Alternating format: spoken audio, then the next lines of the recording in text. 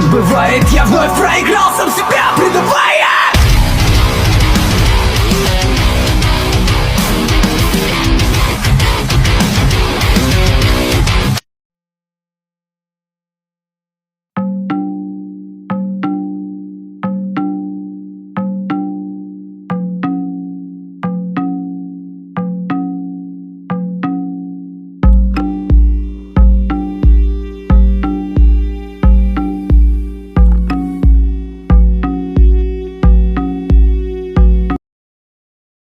Selamat datang di channel Cerita Simbah. Piye kabare? Masih ngetik WA pakai jempol.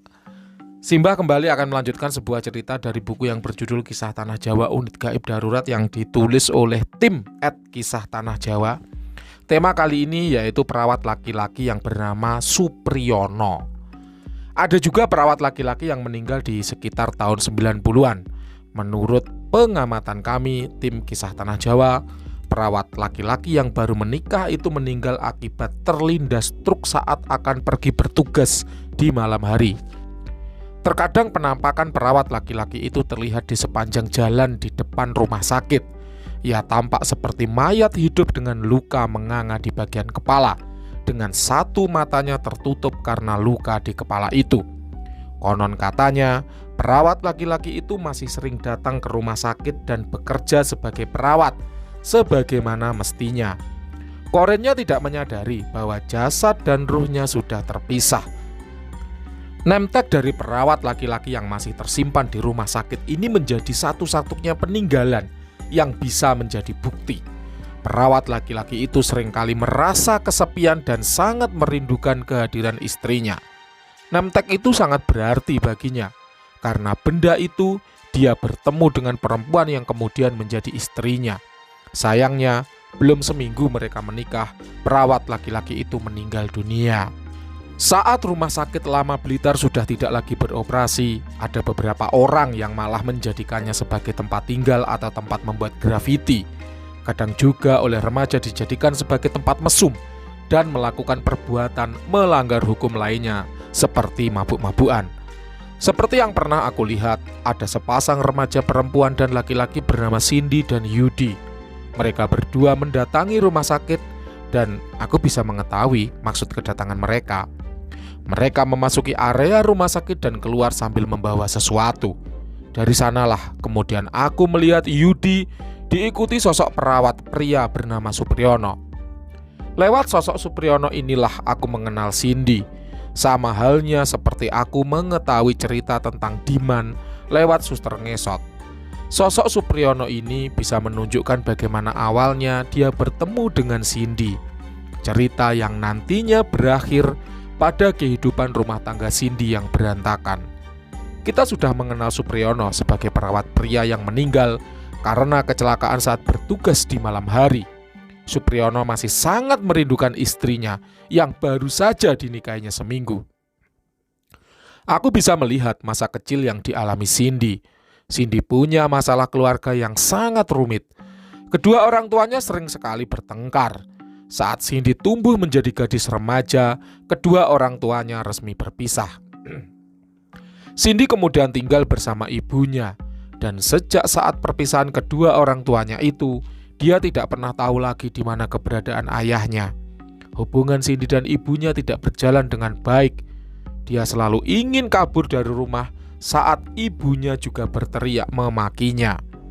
Aku bisa merasakan apa yang dirasakan oleh Cindy saat itu. Keberadaannya tidak dianggap. Karena alasan itu, dia yang kecewa dengan sikap ibunya memilih pergi bersama kekasihnya Yudi menuju rumah sakit Blitar. Dia tidak pernah tahu alasan apa yang membawanya pergi ke sana. Yang dia tahu hanyalah cerita tentang persalinan mistis yang membuat dirinya penasaran. Aku tahu Cindy menyukai hal-hal yang berhubungan dengan mistis, tapi dia tidak pernah tahu kalau aku adalah dokter bedah yang membantu persalinan gaib itu. Oh, berarti aku di sini ini bukan tim Kisah Tanah Jawa, melainkan dokter Frederick. Kita lanjut. Cindy sudah membuat keputusan yang mengecewakan seorang ibunya saat dia berpacaran dengan Yudi, laki-laki nakal yang tidak baik perangainya. Sore hari sesampainya mereka di rumah sakit, aku melihat mereka sedang membuat tulisan grafiti sambil meminum minuman keras di selasar dalam rumah sakit. Itu membuat Cindy mabuk berat dan tertidur. Saat Cindy terbangun, hari sudah mulai gelap. Dia menyadari pakaiannya sedikit terbuka dan tidak menemukan Yudi di sana. Keesokan harinya, Cindy mendapat pesan dari Yudi. Yudi kemudian datang ke rumahnya dan memberikan kejutan kecil. Anehnya, Yudi malah membawakan name tag yang dia temukan di rumah sakit itu. Menurutnya, itu sebuah hadiah yang unik. Cindy bertanya, kenapa?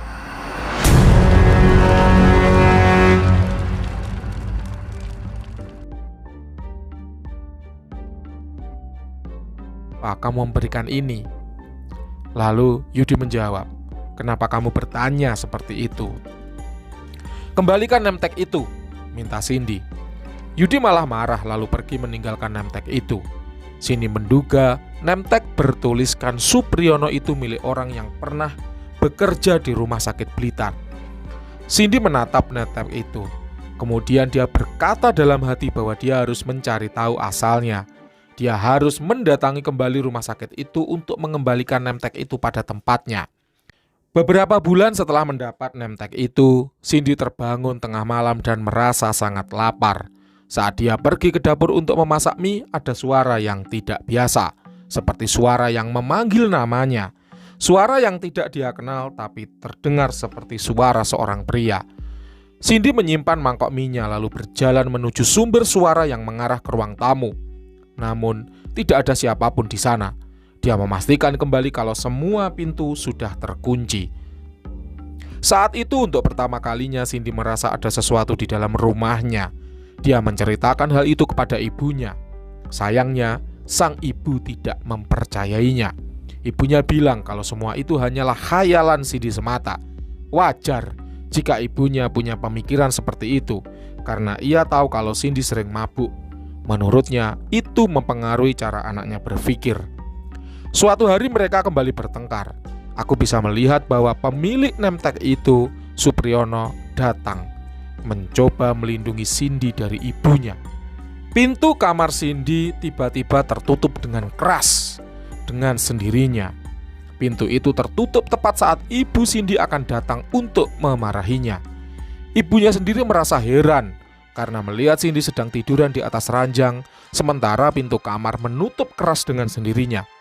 Aku sangat yakin koren dari Supriyono yang melindunginya. Beberapa minggu setelah kejadian itu, mereka berdua kembali bertengkar. Cindy memutuskan pergi ke Surabaya, tepat pada tengah malam.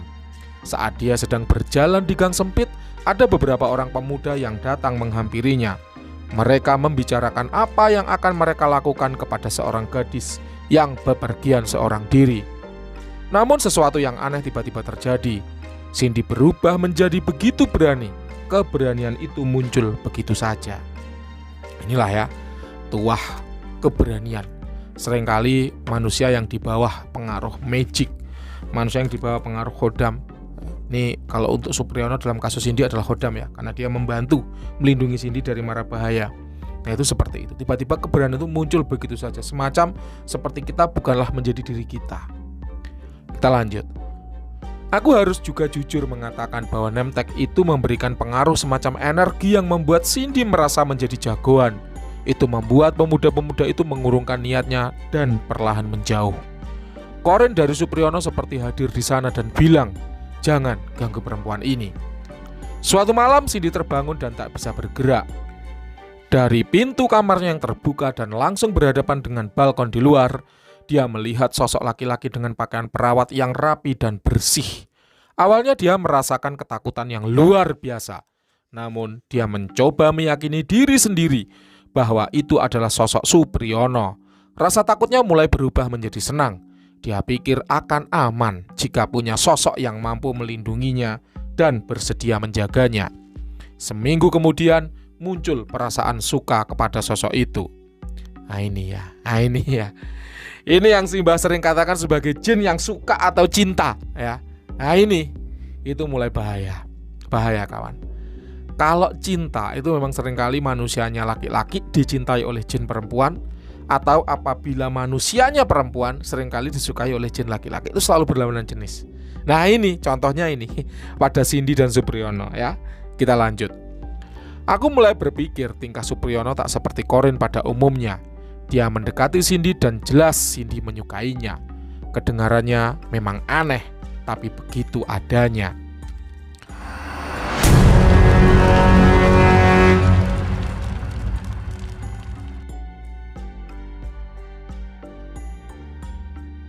Cindy kemudian pergi meninggalkan Blitar untuk kuliah di Surabaya.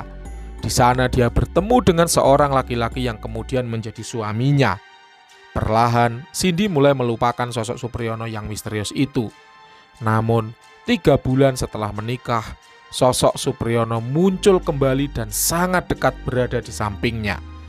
Harusnya tidak ada lagi yang dirahasiakan setelah mereka pasangan suami istri.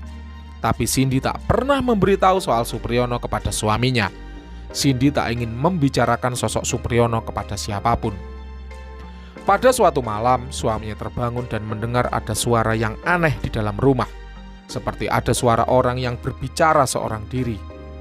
Suaminya berpikir ada maling yang coba menyelinap masuk ke dalam rumah. Tapi setelah dicek, ia tidak menemukan siapapun di sana. "Apa kau menyembunyikan seseorang dariku?" tanya suaminya. "Maksudmu? Kamu nuduhku selingkuh?" jawab Cindy tidak kalah sengit. Suaminya memberitahu orang tuanya karena merasa tak aman. Dan sungguh, Cindy benar-benar tidak peduli pada omongan suaminya itu. Menurut Cindy itu adalah hal sepele yang sangat tidak penting. Akhirnya, suaminya melihat sendiri sosok bayangan itu. Bayangan seorang pria dengan pakaian perawat yang rapi dan bersih. Dia menggigil ketakutan, bingung harus bilang apa dan tak tahu harus bagaimana. Saat itulah Cindy menceritakan sosok misterius itu. Cindy bilang jangan khawatir, tidak perlu merasa takut karena semua akan baik-baik saja. Suaminya seringkali gelisah dan Cindy selalu berusaha menenangkannya, membuatnya tidak terlalu takut agar suaminya merasa terbiasa sama seperti dirinya. Cindy tidak ingin lagi melihat reaksi suaminya yang berlebihan saat dia menceritakan tentang sosok itu. Suaminya juga bilang kalau sosok itu membenci dirinya. Aku bisa melihat kalau sosok Supriyono itu tidak pernah menyukai hubungan suami istri antara Cindy dan suaminya. Suami Cindy meminta agar pindah rumah, tapi Cindy tetap bersikeras untuk bertahan. Yang membuat Cindy merasa lepas dari ikatan sosok itu adalah ketika Cindy berhubungan seks dengan suaminya. Saat itu, dia tidak merasakan kehadiran Supriyono lagi. Sosok Supriyono ini akan sering datang mendekatinya selama Cindy masih membawa dan menyimpan nemtek itu. Nemtek itu akan selalu terikat dengannya kemanapun dan sampai kapanpun. Aku pikir sosok itu makin punya pengaruh yang lebih besar dalam diri Cindy ketimbang dirinya sendiri. Sebab sejak itu Cindy mulai membenci suaminya dan berencana untuk mengakhiri pernikahan yang dianggapnya membosankan. Apa yang dialami Cindy adalah bukti bahwa sejatinya Corin bisa merusak hubungan rumah tangga seperti yang terjadi antara Cindy dan suaminya. Corin Supriyono melakukan itu bukan hanya tanpa sebab. Dia amat merindukan sosok istrinya dan menjadikan Cindy sebagai pelampiasan kasih sayangnya yang justru membuat hubungan dengan suaminya menjadi kandas. Cindy sendiri sebenarnya punya trauma dengan hubungan orang tuanya yang berakhir. Keadaan trauma itu semakin dimanfaatkan lagi oleh Corin Supriyono untuk bisa lebih leluasa lagi merusak hubungan rumah tangganya. Itulah risiko yang pernah Simbah ceritakan juga pada salah satu konten ya, bahwa risiko ketika seorang wanita disukai oleh jin dari bangsa laki-laki akan membuat wanita itu frigid, tidak tertarik dengan manusia jenis laki-laki. Dan seringkali pernikahan itu kemudian menjadi kandas. Oke, sekian dulu yang bisa Simbah ceritakan pada episode kali ini. Sampai jumpa di konten-konten berikutnya. Tetap sehat, tetap semangat. Salam cerita Simbah.